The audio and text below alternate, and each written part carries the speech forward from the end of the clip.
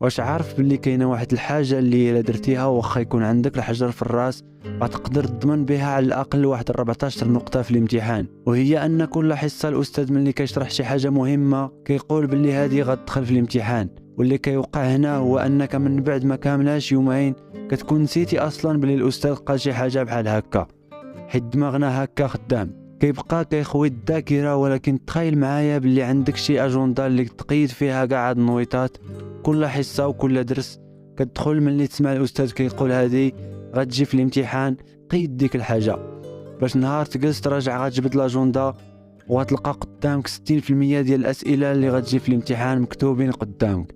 اسمع، الا كنتي كتحترم راسك وعقلك غتنوض تراجع داك الشيء، الا لا فرق غتكتبو في ورقه ونهار الامتحان غتلقى ما تنقل.